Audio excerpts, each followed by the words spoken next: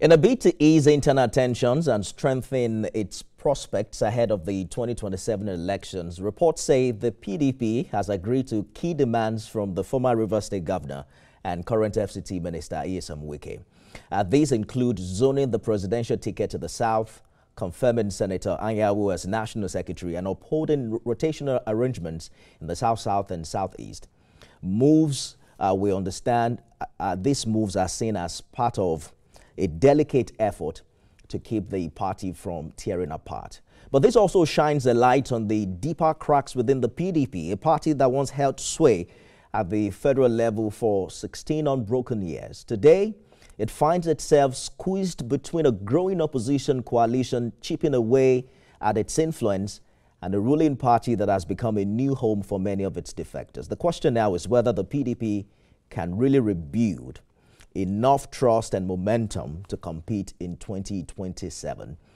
Let's bring in one of those PDP members who has refused to jump ship and who's even nursing an ambition to contest on the platform in 2027. Desmond Awoyo, thank you so much for joining us on the program this evening. Let's begin by finding out how you interpret your party's decision to meet Wike's demands. Is this a strategic unifier or a sign of growing factional pressure?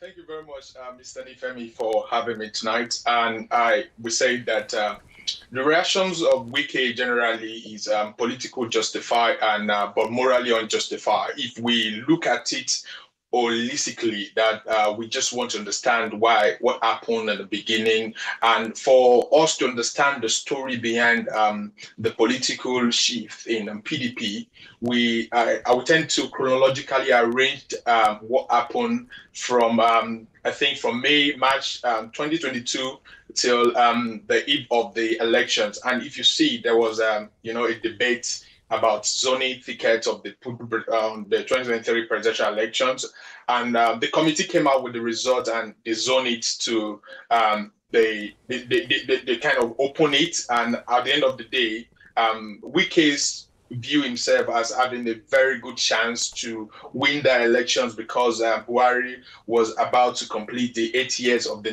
northern years. It's not constitutional per se, but this is just what we call unconstitutional ways of ruling ourselves in Nigeria. And Wike stand a chance, obviously, in that primary elections. But unfortunately, at the convention, Atiku Abubakar won with the vote of the elections with 371 votes, while Wike have 237 votes. And unfortunately, we can see how Tambuwa dramatically withdraw himself and support Atiku Abubakar before the elections. And it is that story has come a long way. And also, you see immediately after the elections, Wike also accept defeat, and you will see in the video circulating that Wike was going there and there, prostrating for Atiku Abubakar, hoping that he would get the the vice presidential ticket, and record that Wike won the vice presidential ticket. But of course, Atiku refused to work with him, and Atiku refused to work with him and pick Okowa.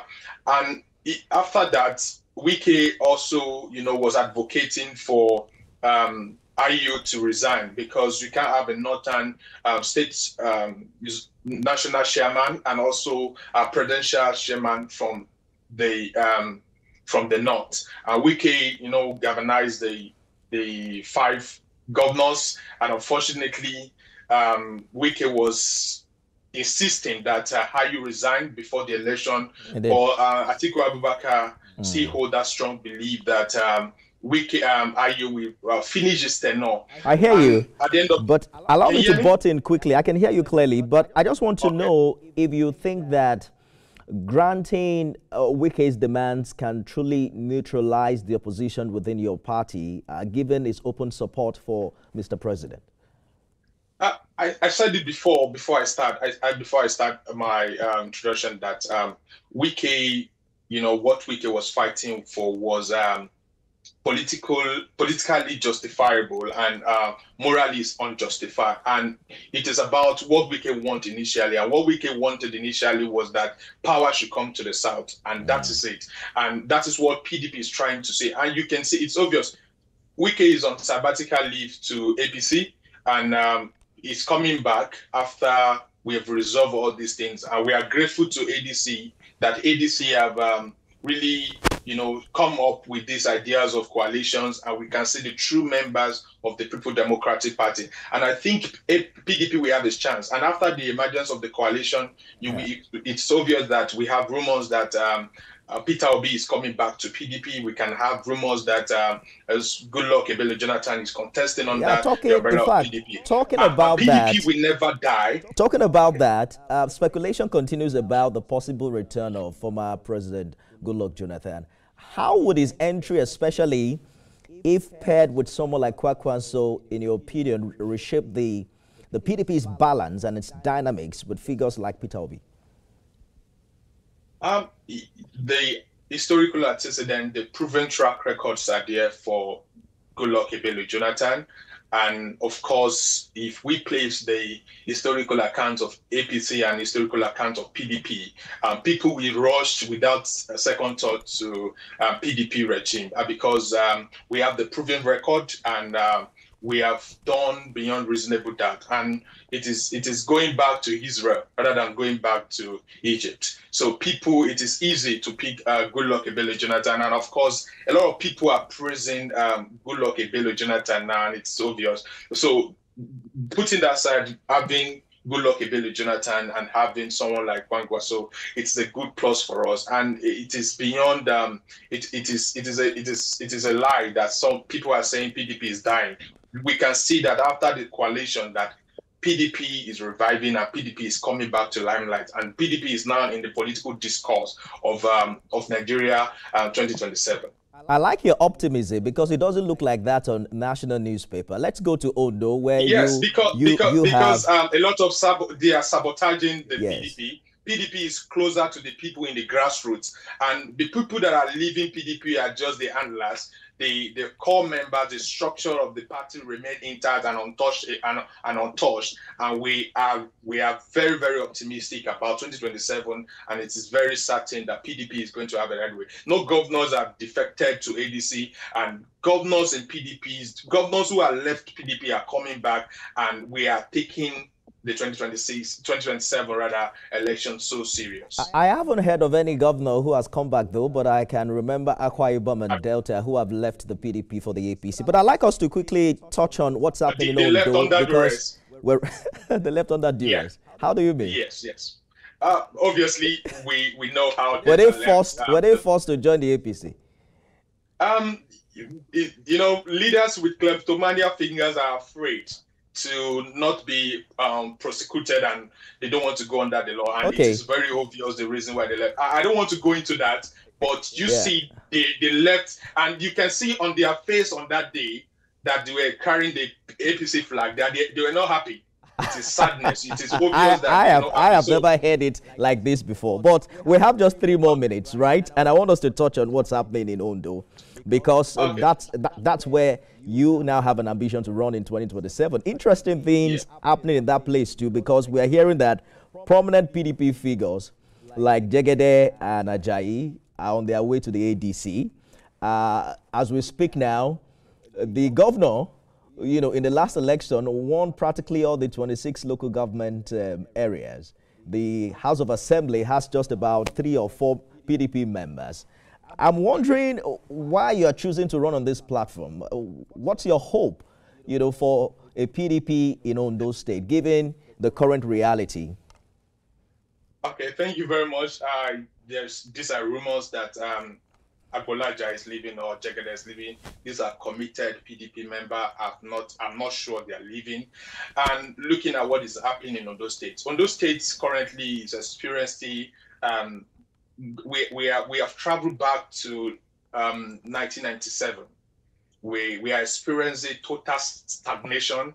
We are experiencing it's as if there is no government, because Aiyedatiwa is losing his ambition to run third terms, which have never happened, which I think is not happened, and there's an deadlock between the APC governor and the APC chairman, the state chairman, which is Ditimeni.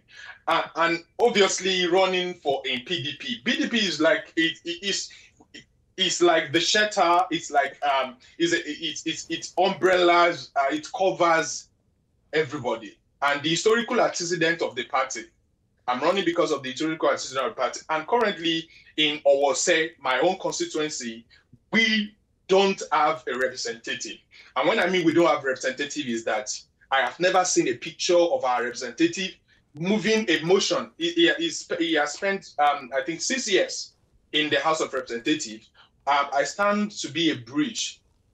I stand to be a bridge. It is disconnected with the people. Imagine a motion was moved for creation of a state, and our House of Representative member was not aware of the motion that was, and thanks to the king, the Olowo for who has take up the leadership responsibility on the political failure that he actually we are writing a lot of things to go against that creation of a state. So it is obvious that we don't have a proper representative in Owose.